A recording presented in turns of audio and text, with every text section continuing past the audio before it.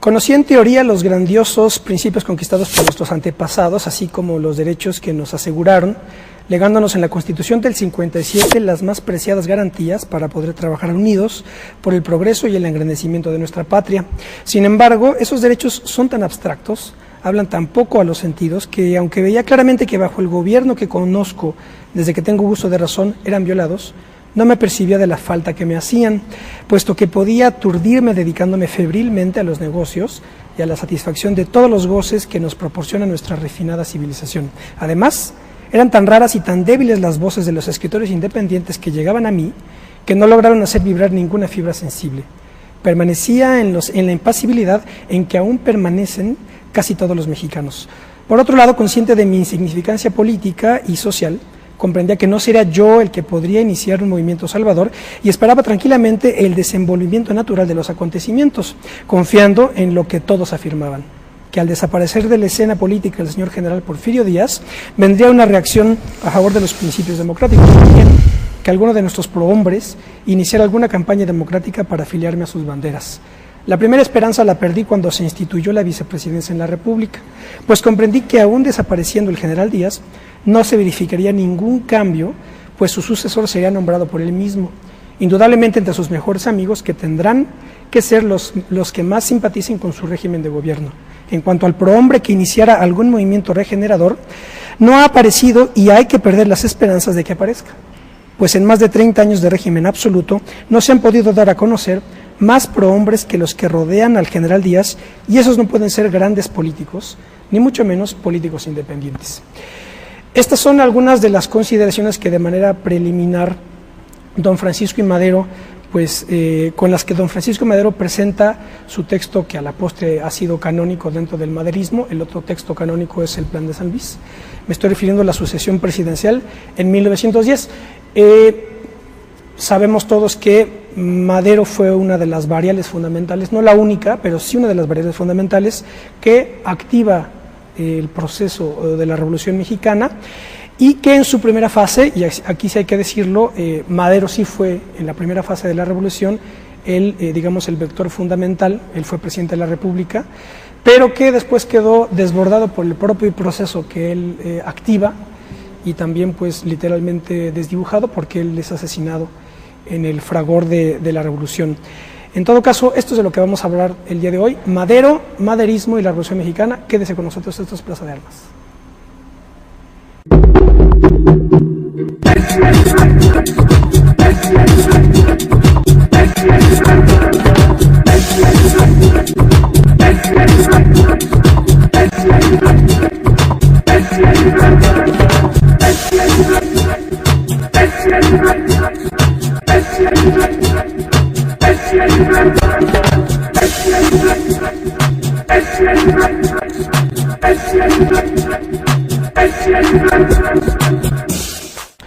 Hola, ¿qué tal? Qué bueno que están con nosotros en otro debate de Plaza de Armas, aquí porque Metal 21 les recuerdo nuestro correo electrónico plazadearmas21@gmail.com y nuestra página propia www.plazadearmas.tv. Bueno, ya les digo, vamos a hablar hoy sobre Madero, el maderismo y la Revolución Mexicana. En otros programas hemos hablado de que hay tres grandes procesos de organización nacional en América en el siglo XX: la Revolución Mexicana, la cubana y en estos momentos la bolivariana. Es un modo de interpretar las cosas, pero la mexicana pues no es unívoca, ¿verdad? Se dice de muchas maneras y está llena de corrientes. Así que hoy vamos a dedicar a una de ellas, una de las más fundamentales, no la única, ya lo dije, que es la de Madero y el maderismo. Para hablar sobre ello nos acompañan Bernardo Ibarrola, de la Facultad de Filosofía y Letras de la UNAM. Hola, Bernardo. Hola, ¿qué tal? Buenos días. También nos acompaña Manuel Guerra. Manuel Guerra es investigador y buena parte de sus intereses están consagrados a Madero y a la familia de Madero. Hola, Manuel. ¿Cómo estás? Gracias por la invitación, Ismael. Manuel, de hecho, acaba de publicar Los Madero, la saga liberal, ¿verdad? Sí, Los Madero, la saga liberal, historia del siglo XIX. Fundamentalmente. No es tanto Francisco y Madero, sino la familia Madero en el XIX. La familia Madero en el XIX y toda la historia del noroeste de México a partir de, digamos, que la familia Madero es la vía principal de mi investigación, pues, pero va acompañada de toda esta historia del siglo XIX al noroeste de México. Correcto. También nos acompaña, quien ya lo ha hecho en otras ocasiones, Héctor Zarauz. Hola, Héctor. ¿Qué tal, Ismael? Un gusto estar de nuevo en tu programa. Historiador de la UNAM y pues consagrado fundamentalmente a todo lo que tiene que ver con la Revolución Mexicana, también con petróleo y otras corrientes. Nada más como solución de contraste, como líquido de contraste, para, ¿verdad?, contrastar lo que acabo de leer de la Asociación Presidencial. Les voy a leer algo, esto es muy poquito, un párrafo de un libro escrito por don Alfonso Taracena, Madero, Vida del Hombre y del Político. Dice en el capítulo, en la sección que se llama El Apóstol, dice lo siguiente: una carta. Un día del mes de junio de 1906, Francisco I. Madero escribía desde San Pedro, Coahuila, una carta a M. León Denis, residente en Tours, Francia. Era una carta de enorme trascendencia para México. Le decía que se estaba preparando para la lucha que habría de entablarse con el objeto de propagar el espiritismo, pues los pueblos de raza latina, sobre todo los descendientes de españoles, progresan a sacudidas, y él, Madero, preveía una en México. Es decir, que pensaba abrazar la política tan pronto como hubiera oportunidad, pues era la política el terreno que había elegir para luchar por la causa. Esta es la cuestión, la causa, ¿verdad? ¿Cuál causa? ¿La del espiritismo o la de la dialéctica social, político-económica que estaba, digamos, en la plataforma del país y que detona Madero? Así que ¿qué podemos hablar, señores? Mira, yo creo que hay que preguntarnos, Ismael, primero, en tu primera lectura sobre la Asociación Presidencial, ¿por qué se le ocurrió a Madero editar ese libro, ¿no? Estamos hablando que se le ocurrió a mediados de 1908, porque platicando antes con antelación estamos diciendo, no en este programa, sino antes de que iniciara el programa, de que la edición de la Asociación Presidencial efectivamente está en los talleres de San Pedro de las Colonias, donde vivía Madero, en diciembre de 1910. En enero lo saca... 8, perdón. Diciembre del 8. En enero del 9 lo saca a la luz y lo empieza a repartir. Una tercera parte de esos libros que repartió los regaló, que es muy interesante, a personas de opinión en México, ¿no? Pero volviendo a la pregunta, ¿por qué lo hizo? En mi opinión, sí fue por la entrevista de Díaz Creelman, ¿no?, que fue esta famosa entrevista que conocen todos los historiadores, que salió también en marzo de 1908, ¿no? En marzo de 1908. Pero habría que ver también por qué salió esa entrevista, que es lo más interesante.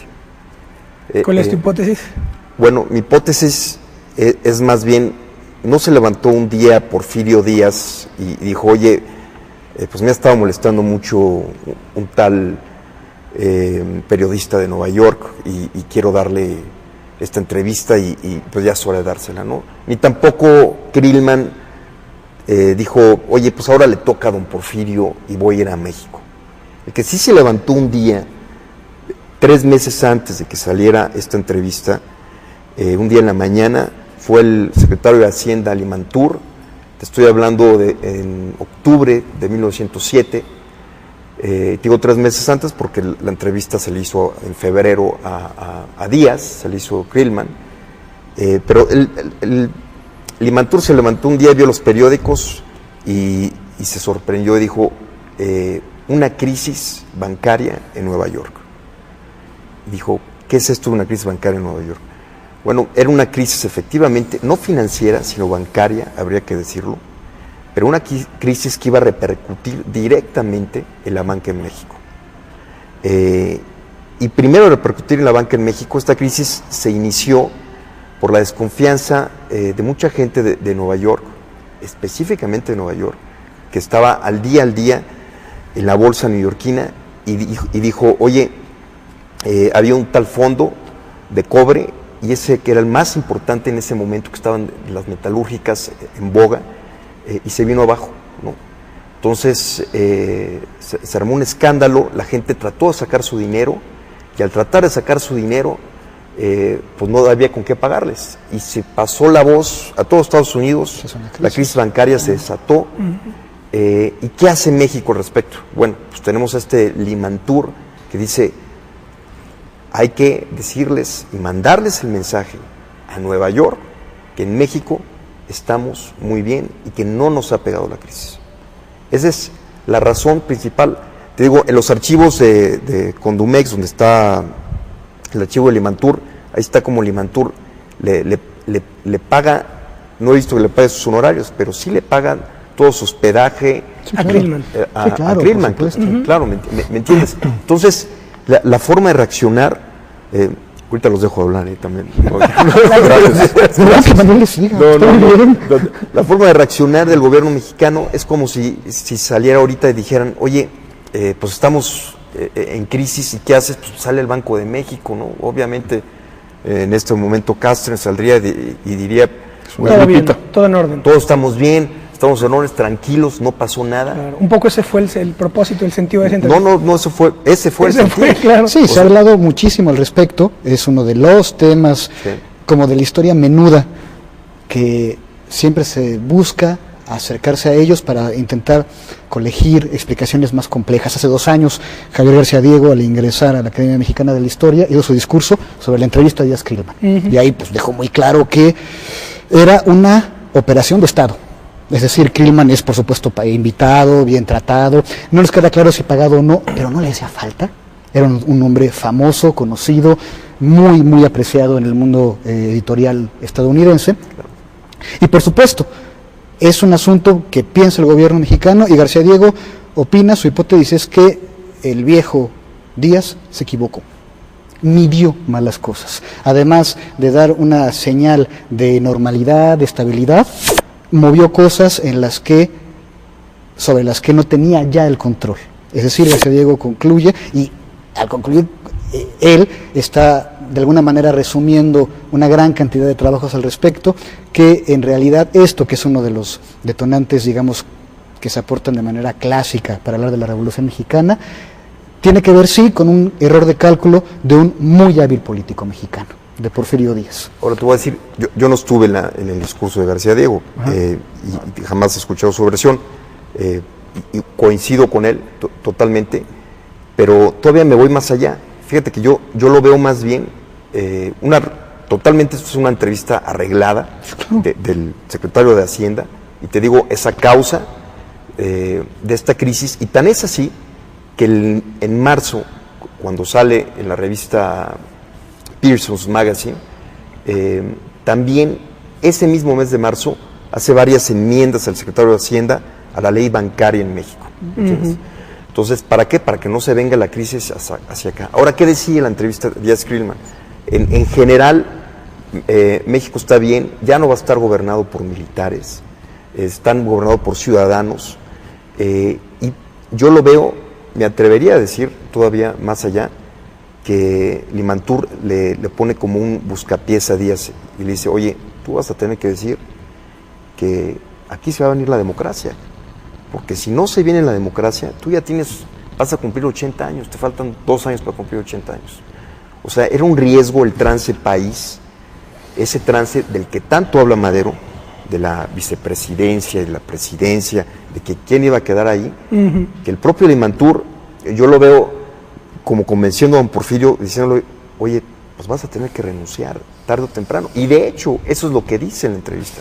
La entrevista dice que van a dejar que ya en la siguiente elección él ya no va a ser el presidente, pero va a estar tras bambalinas, vivo, diciendo, viendo qué va a suceder, ¿no? De hecho, la familia Madero es afín a Limantur, ¿no? Y de hecho, ustedes corríjanme, en el norte, digamos, apoyan al bloque limanturista contra el reyismo, ¿no? En el norte. Sí. De hecho, Ernesto Madero, que después va a ser el secretario de Hacienda de Francisco, mantiene una correspondencia, bueno, razonablemente intensa con Limantur, en torno a asuntos de la economía ya durante el mandato de Madero.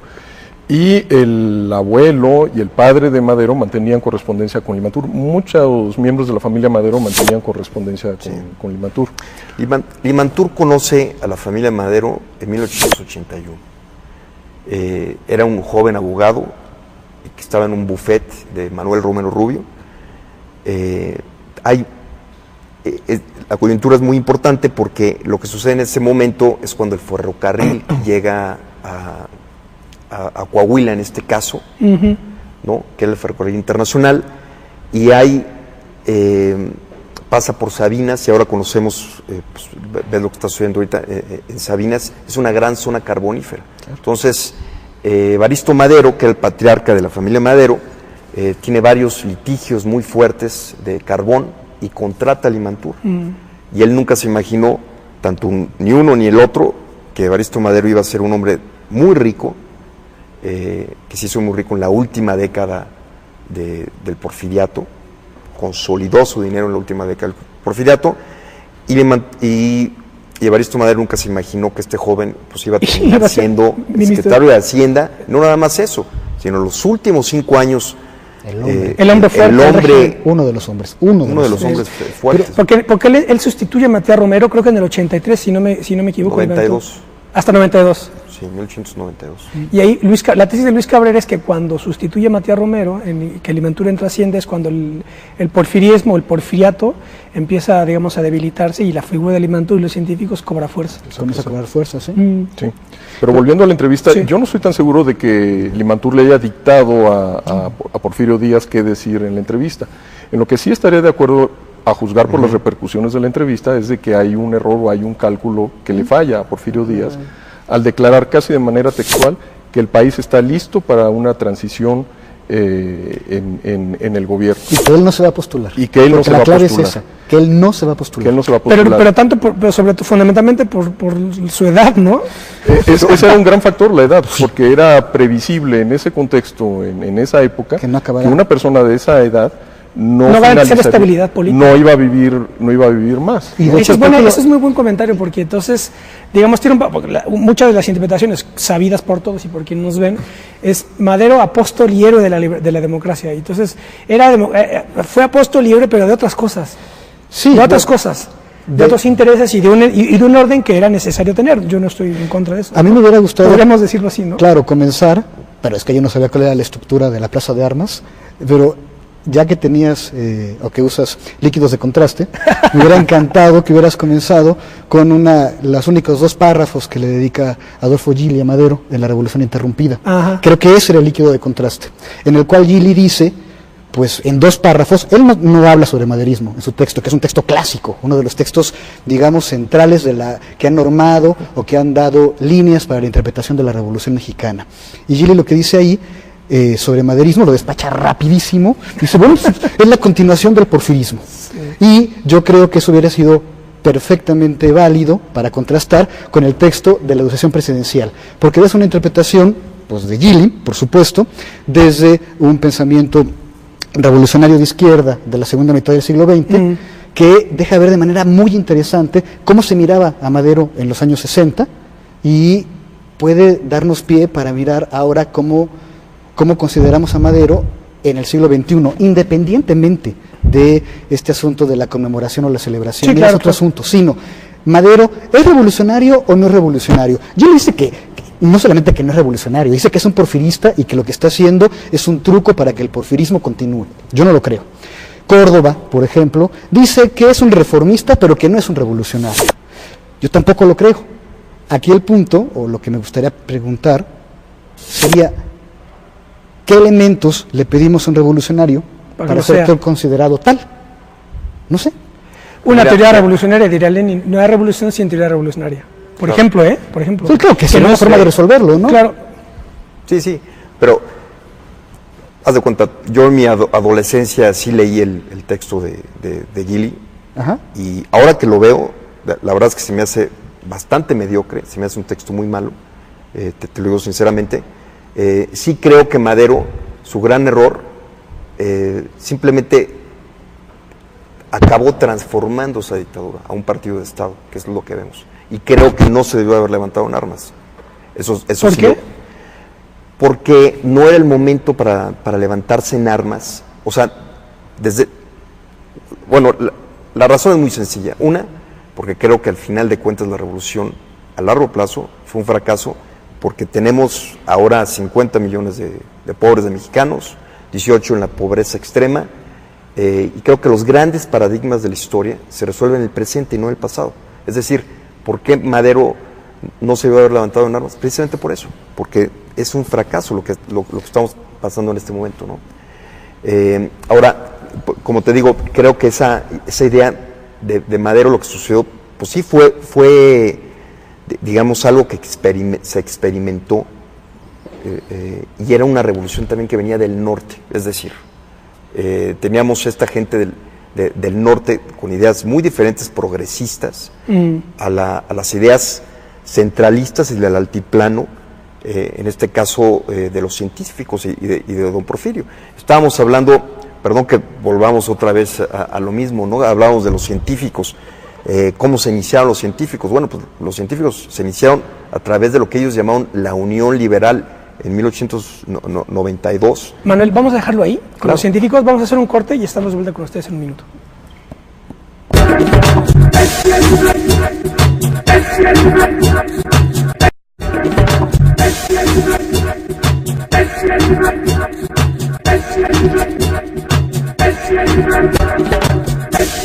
Bueno, ya estamos de vuelta, esto es Plaza de Armas. Estamos conversando con Bernardo Ibarrola, Manuel Guerra y Héctor Zarauz sobre Madero y el maderismo, y nos quedamos con los científicos.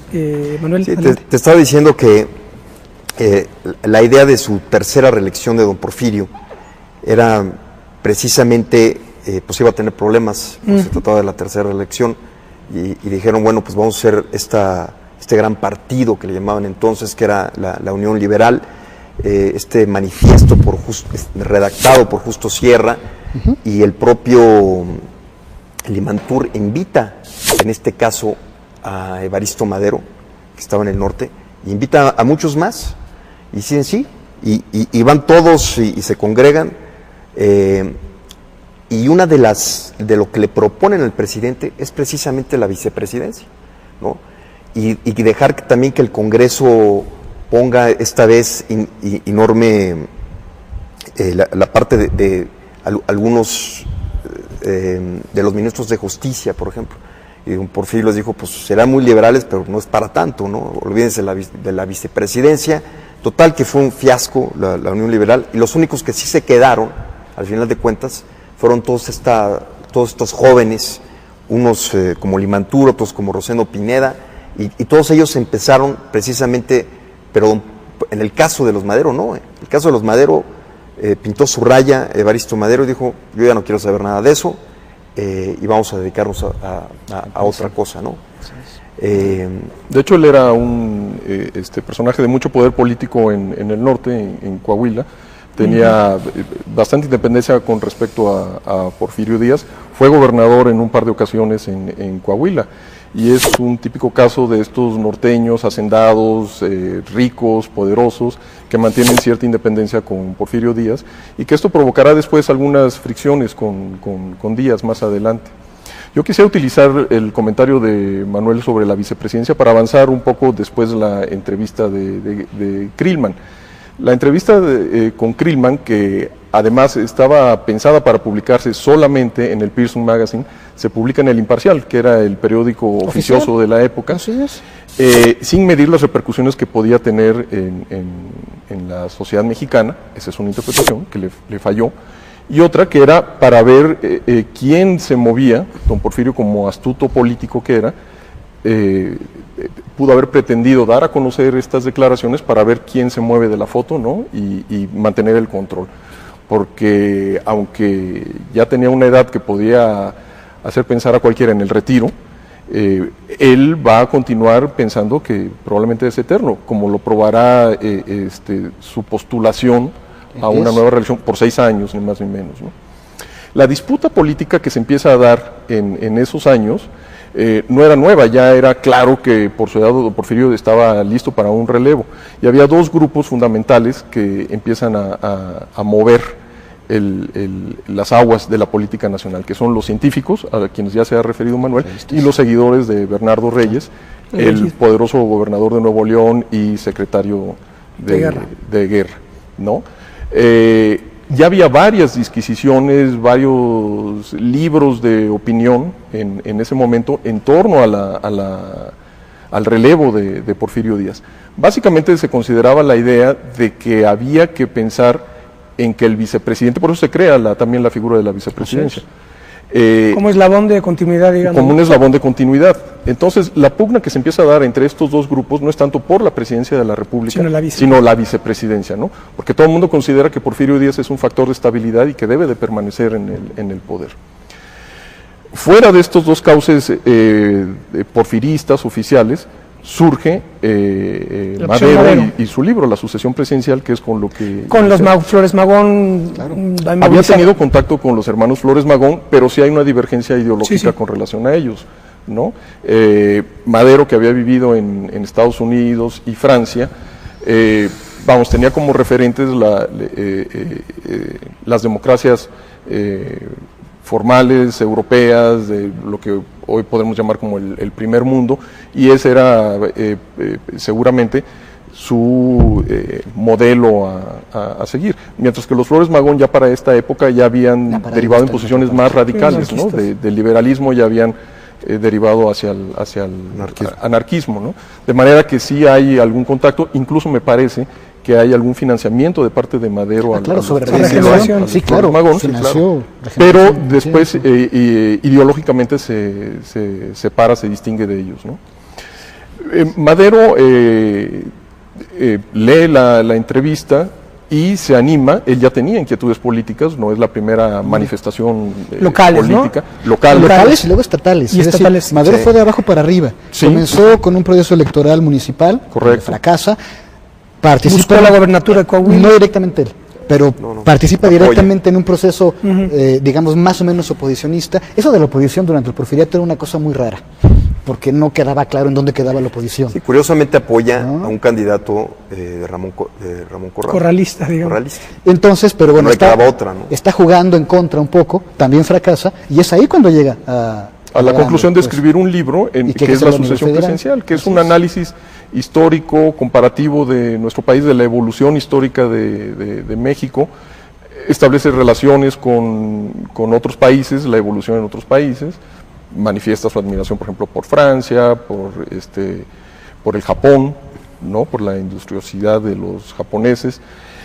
Hace críticas al militarismo, también cierto autoritarismo, sin mencionar a don Porfirio. Hace un reconocimiento a Porfirio Díaz por la estabilidad y el desarrollo económico que ha propiciado, y no sin contradicciones desde mi punto de vista, plantea el relevo, porque en una parte dice que también hay que luchar por la vicepresidencia, una serie de puestos, de gubernaturas, secretarías para posiciones antirreeleccionistas, pero también reconociendo la jerarquía de Porfirio Díaz. Al final del libro me parece que hay un viraje, porque se plantea la posibilidad de que si no hay, de manera muy abierta, ¿no? Que si no hay esta transición, puede haber algunas dificultades de orden social, ¿no? O sea, como que se esboza, según yo, ya la posibilidad de buscar una vía que no sea la electoral, aunque la tesis central de la sucesión presidencial es el cambio por la vía electoral. Claro. Y aquí va a haber, yo creo que se puede estudiar, analizar el pensamiento de Madero entre dos documentos fundamentales que tú ya señalaste. La sucesión y el plan de San Luis.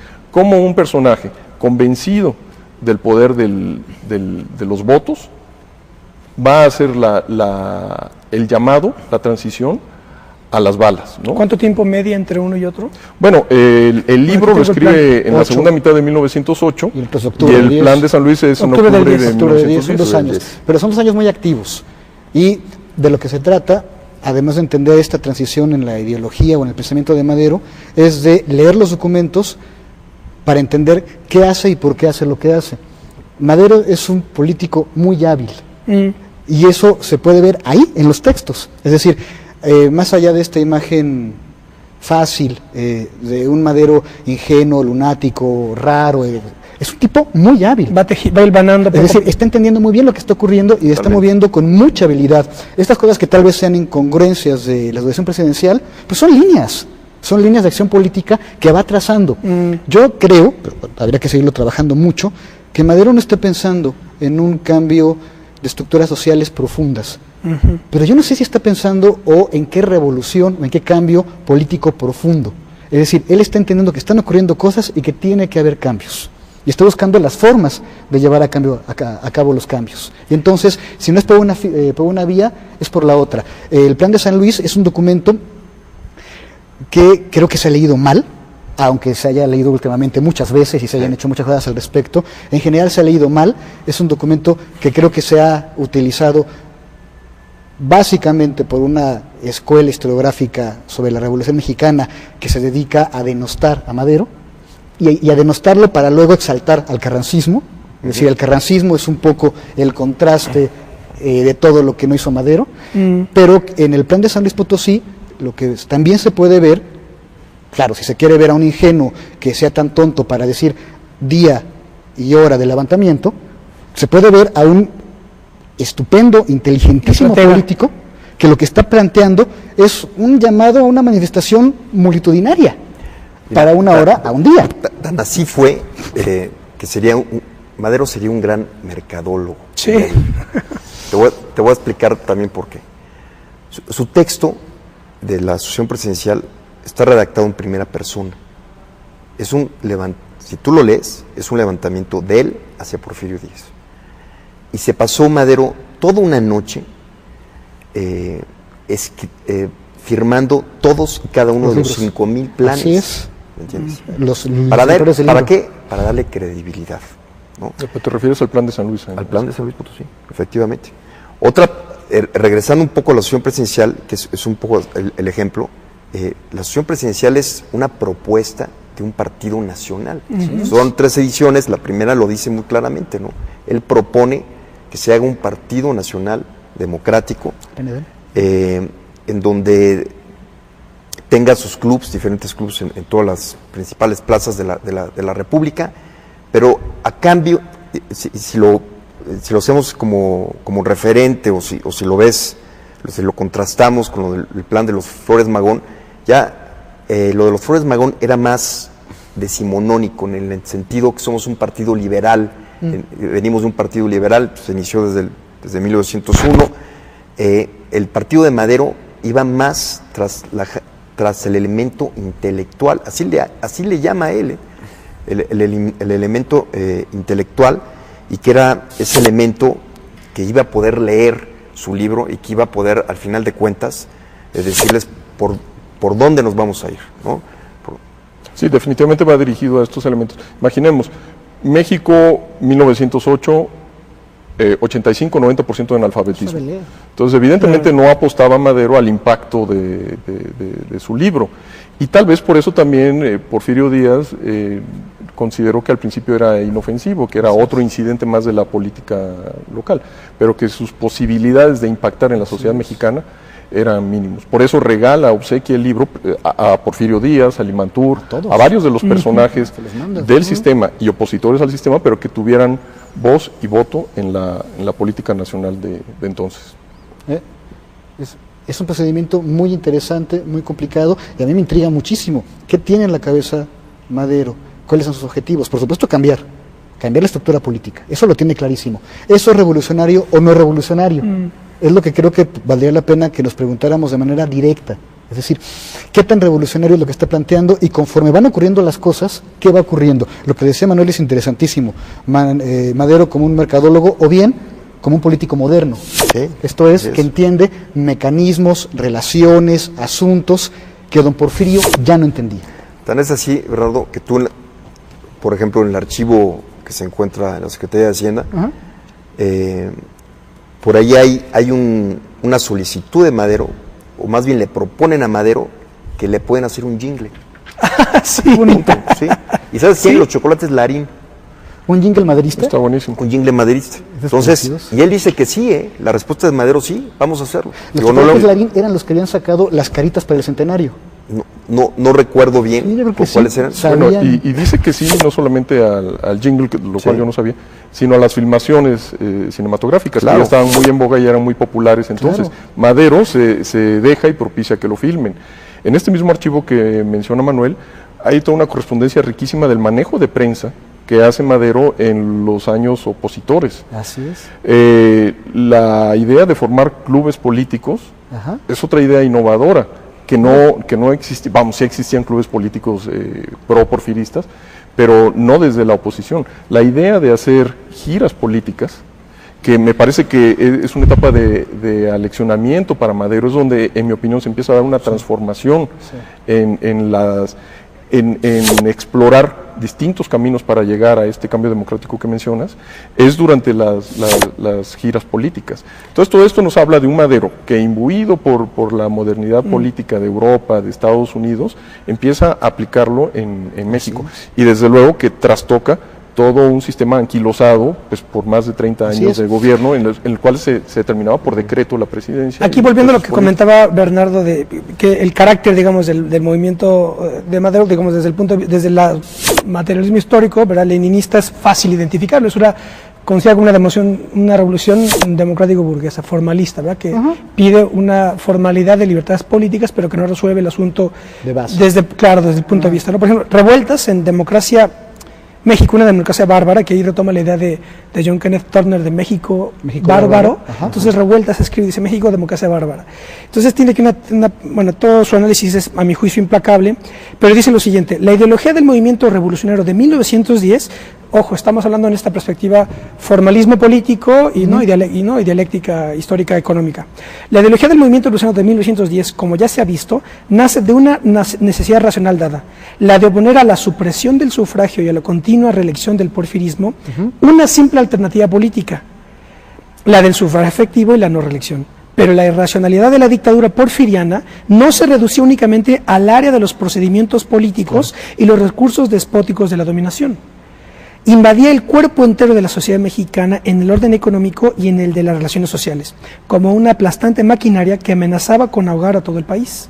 Así, al oponer la irracionalidad total del porfirismo, la racionalidad parcial, formalista, digamos, la racionalidad parcial del sufragio efectivo y la no reelección, el movimiento de Madero no hizo ninguna otra cosa que postergar los grandes problemas y las gigantescas tareas que planteaba la necesidad histórica de una completa subversión de la anquilosada y caduca sociedad. En fin, aquí está diciendo, el formalismo con el que estaban tratando de oponerse a la irracionalidad total de la dictadura era parcial y estaba postergando los problemas que luego están en el plan de Oye, Ismael, pero además este texto es de revueltas, que ha de ser 1960 y tantos. Exacto, 56, 50. Pero en su momento, en 1911, se lo dice Luis Cabrera. Claro. Que le hace ver la necesidad de revolucionar, no solamente en el aspecto formal, electoral, de instituciones políticas, sino en de la otros democracia rubros. burguesa, como se podría llamar desde el discurso de los 60, sino que la revolución implica también una serie de transformaciones de orden social, que es a lo que aspira la gente.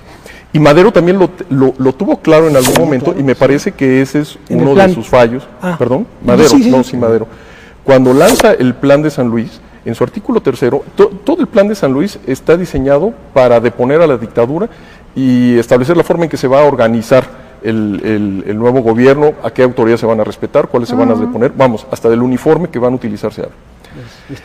El único artículo en el cual se habla de algún asunto que no sea el relativo a la deposición de Díaz es el 3, en el cual se menciona la restauración de las tierras a las comunidades agrarias, a las comunidades campesinas. Es un asunto del que se ha hablado mucho, pero porque no se ha leído correctamente el Plan de San Luis. Yo insisto en que, pues sí, yo sé que las interpretaciones son muy importantes, pero para hacerlas bien hay que leer. El artículo 3 es el artículo del Plan de San Luis que habla de los problemas de justicia del país. Y entonces, para él, el problema de las tierras, que es un problema evidente, yo no sé si había leído a Molina Enríquez Madero, pero sabía quién era y sabía qué estaba haciendo. Sí, sabía quién era. Sabía quién era, pero no sé qué tanto había leído los grandes problemas nacionales. Pero conocía a Luis Cabrera. Pero conocía a Luis Cabrera, que estaba muy bien metido con Molina Enríquez. Y que era heredero ideológico de Molina Enríquez. Así es, trabajaba con él. Y Madero tiene muy claro que es un problema jurídico. Y lo plantea con una enorme precisión. Una gran cantidad de pequeños propietarios, en su mayoría indígenas, han sido despojados. ¿Qué es lo que tiene que hacer un régimen que respete la ley, digamos, que siga el deber ser liberal? Propone en ese artículo que va a crear una comisión. Sí, claro. Va a haber un procedimiento. Él no dice que va a restablecer inmediatamente las tierras. Pero ojo, eso... y más adelante, ya en los tratados de Ciudad Juárez, los 5 meses, se retracta el propio Madero en el dicho de que en su artículo 3 del Plan de San Luis Potosí lo iban a volver a estudiar, y lo dice en el Tratado de Ciudad Juárez. Es decir, Ciudad Juárez se echa para atrás del proceso revolucionario, digamos, y vuelve al acuerdo. Bernardo, tenemos que hacer un corte. Vamos a quedarnos aquí, estamos de vuelta en un minuto, vamos a hacer un corte. Vale.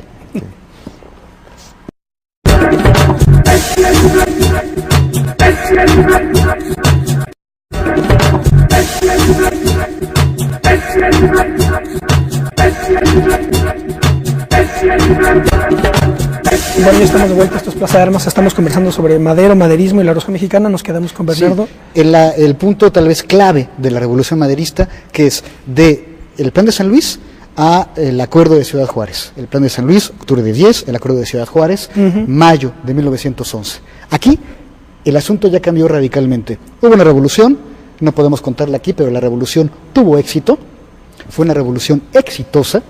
Es muy gracioso cómo se tacha a Madero de ingenuo en términos de organización política y militar. Ingenuos los Flores Magón, que perdieron todas. Claro, sí, Ingenuos los Flores Magón, que pensaban que podían organizarse políticamente contra el porfiriato y sabían en dónde desayunaban y a qué hora. Sabían todo.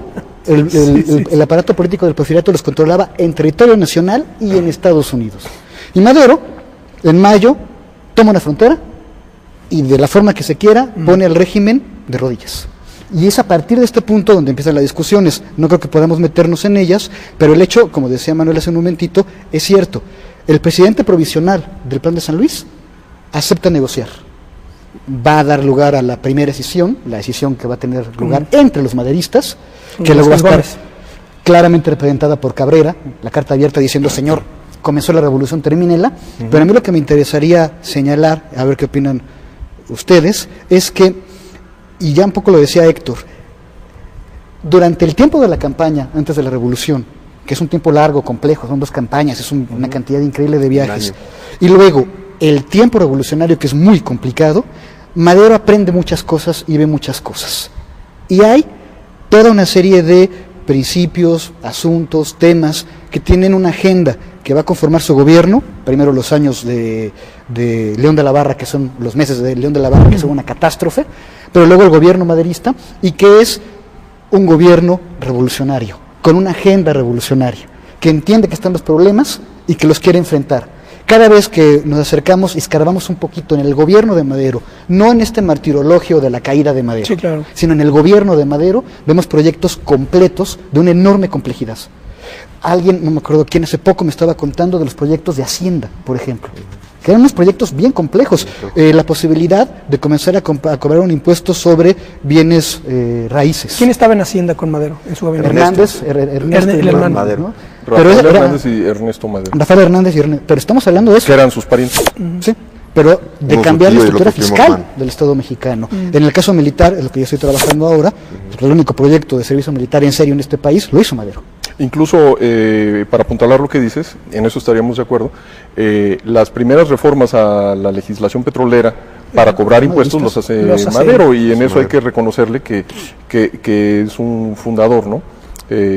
Desde luego no para una expropiación, pero sí para cobrar impuestos que no se cobraban antes, y empieza a haber unas fricciones ahí fuertes.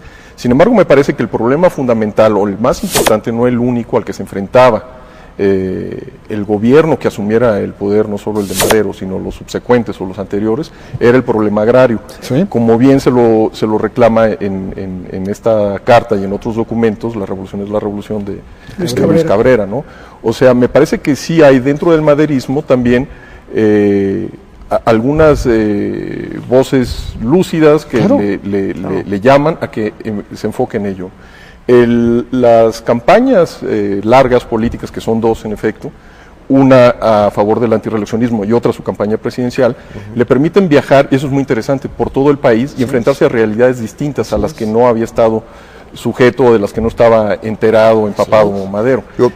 Y esto le permite ver que la propiedad de la tierra, el despojo, en otras regiones, es decir, en el norte no hubo despojo porque no había población o no había población suficiente. Ese no era el problema. No era el problema, pero en otras regiones sí era el problema.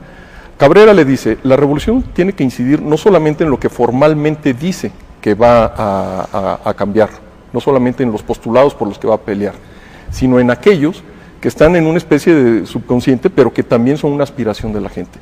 Mucha gente de la que siguió a Madero no solamente era por el ideario antirreeleccionista, no solamente era para votar y poner o deponer a un presidente o a un gobernante, sino que también tenían aspiraciones de orden social, de orden económico, de acabar por ejemplo, con los jefes políticos, por los agravios que habían sufrido durante décadas, ¿no? Eran estos señores de cuchillo y horca que dominaban cada región. También seguían a Madero por la repartición de tierras, también seguían a Madero por mejores salarios, por una mejor vida, que no solamente se expresaba en el ideario electoral.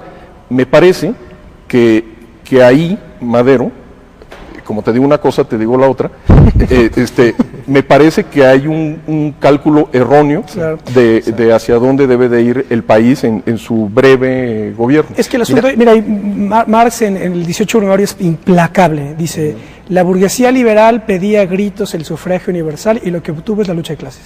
Esa es la tesis. Claro. O sea, el formalismo que abre las cosas, que abre la puerta, siempre es desbordado, ¿no? Es un poco lo que el problema es en qué terminaba una y otra. Es decir, bueno, el caso de Rusia, un país totalitario, ¿no? El caso de Alemania también terminó, al final, bueno, no terminó, pero acabó con Hitler, lo llevó a un país también totalitario. En el caso de Madero, transformó esa dictadura en un partido de Estado, ¿me entiendes?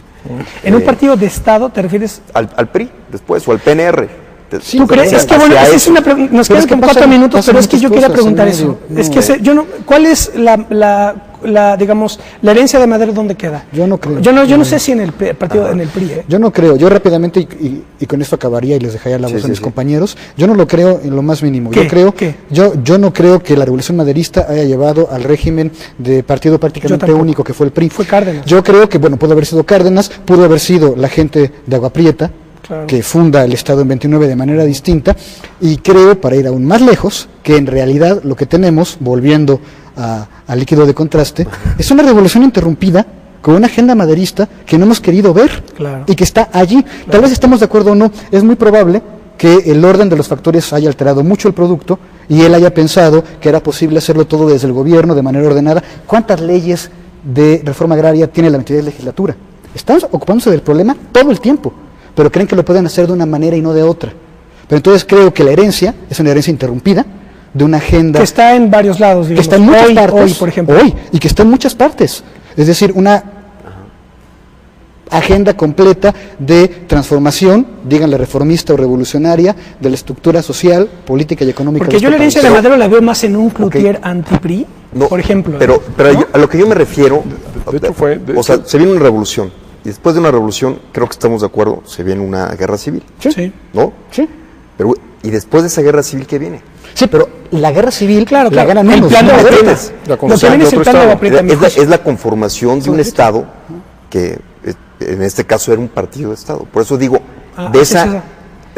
no estoy diciendo que después de Madero inmediatamente inició el PRI, obviamente. Claro. No, estoy diciendo que después de la guerra civil, después de la guerra civil que se desató, pero es que correlación no es causalidad, ¿eh? ¿Me entiendes? Acabó en eso. Hay correlación, pero no es la única causalidad, me parece. No, de hecho, Madero, en la sucesión presidencial se postula la creación de partidos independientes, porque está luchando contra el poder del Estado porfirista. Y en la sucesión presidencial también dice que no quiere levantarse en armas.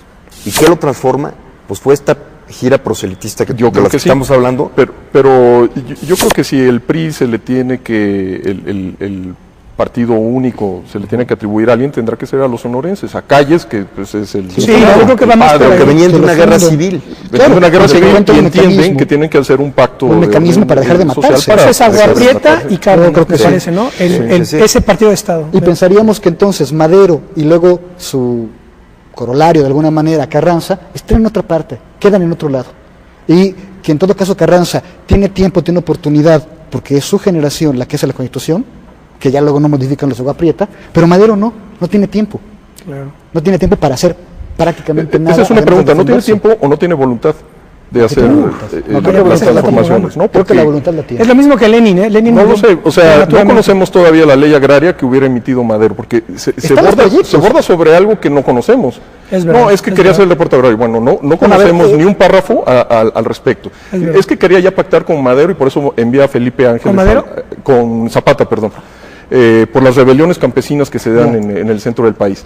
Y por eso manda a Felipe Ángeles como para votar. Sí, pero antes envió a Juvencio Robles, Sí, claro que no debió haber estado enterado Madero Que de no quién era era Juvencio Robles. Claro. Pero Madero es un político muy hábil, muy inteligente, sí. que en el interinato, que estoy de acuerdo, es un desastre, Es una de León de la Barra, catástrofe. en Condumex, en los archivos de Sánchez Ascona, de Federico González Garza, Sí, sí, sí. hay una serie de cartas de Madero donde está dando línea política. Claro.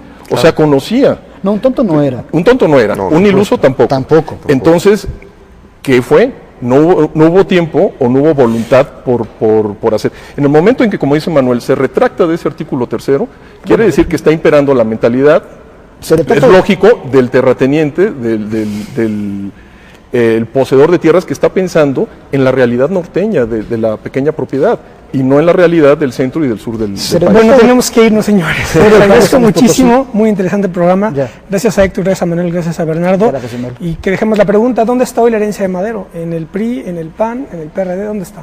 No creo que en ninguna Esa es parte. una pregunta que sí, dejemos sigue para otro siendo programa. Creo que en ninguna parte. En ninguna parte. O en Esa es ninguna la parte, otra. Ninguna Yo creo parte. que en ninguna parte. Sí, sí, ningún político de los de ahora, yo creo No, que... no. Bueno, pues nos vemos la próxima. Muchas gracias. Y nos vemos la próxima. Gracias.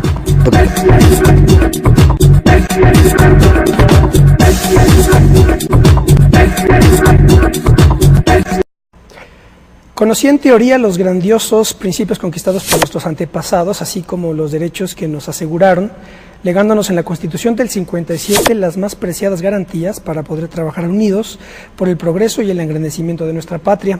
Sin embargo, esos derechos son tan abstractos, hablan tan poco a los sentidos, que aunque veía claramente que bajo el gobierno que conozco desde que tengo uso de razón eran violados, no me percibía de la falta que me hacían, puesto que podía aturdirme dedicándome febrilmente a los negocios y a la satisfacción de todos los goces que nos proporciona nuestra refinada civilización. Además, eran tan raras y tan débiles las voces de los escritores independientes que llegaban a mí, que no lograron hacer vibrar ninguna fibra sensible.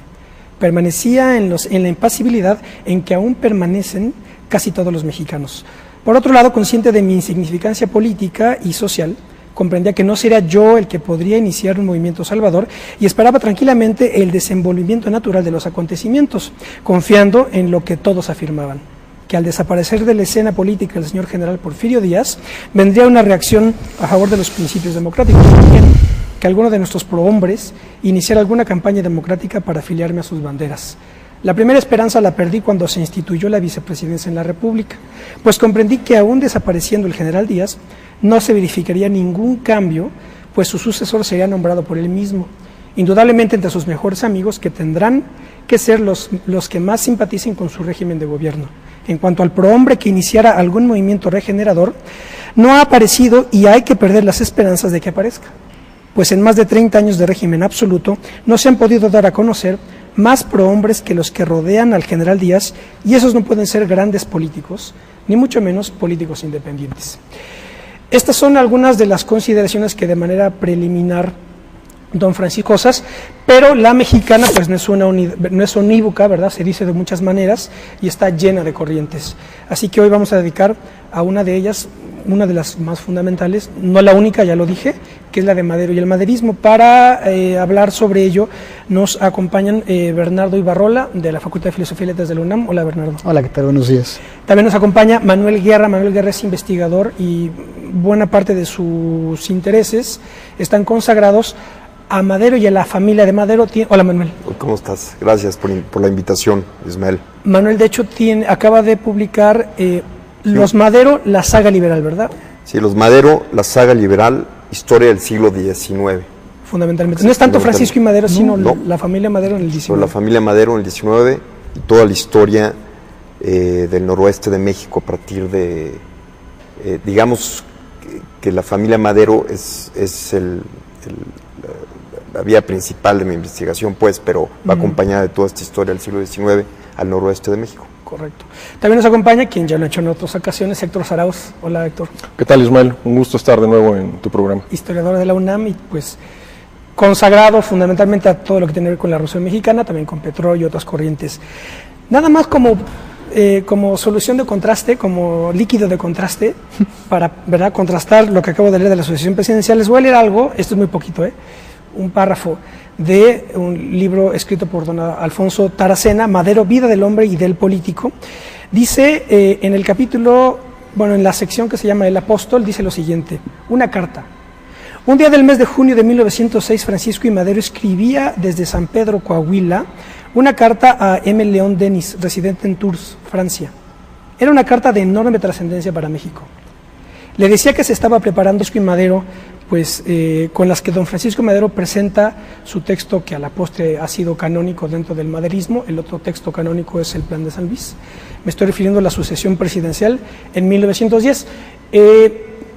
Sabemos todos que Madero fue una de las variables fundamentales, no la única, pero sí una de las variables fundamentales que activa el proceso de la Revolución Mexicana, y que en su primera fase, y aquí sí hay que decirlo, Madero sí fue en la primera fase de la Revolución digamos, el vector fundamental. Él fue presidente de la República, pero que después quedó desbordado por el propio proceso que él activa, y también pues literalmente desdibujado, porque él es asesinado en el fragor de la Revolución. En todo caso, esto es de lo que vamos a hablar el día de hoy: Madero, maderismo y la Revolución Mexicana. Quédese con nosotros, esto es Plaza de Armas.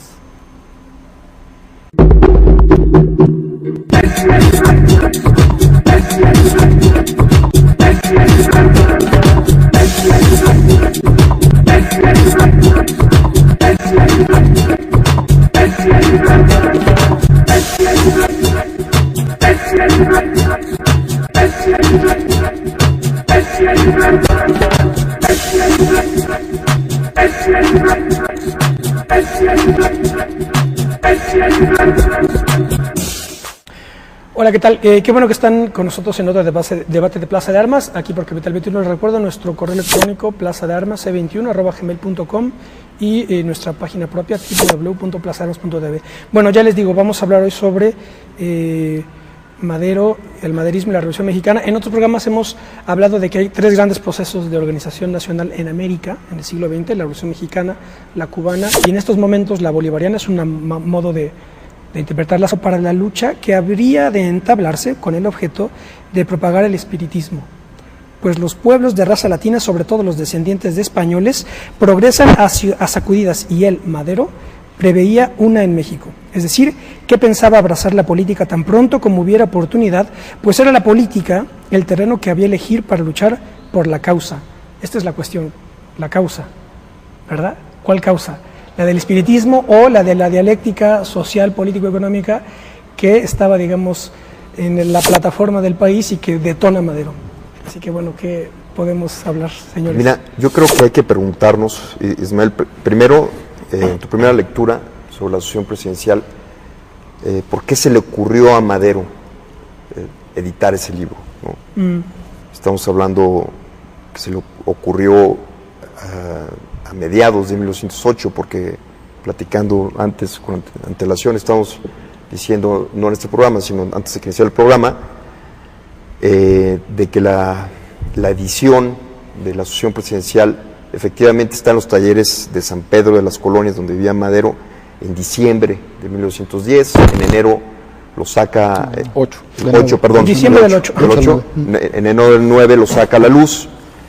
Y lo empieza a repartir.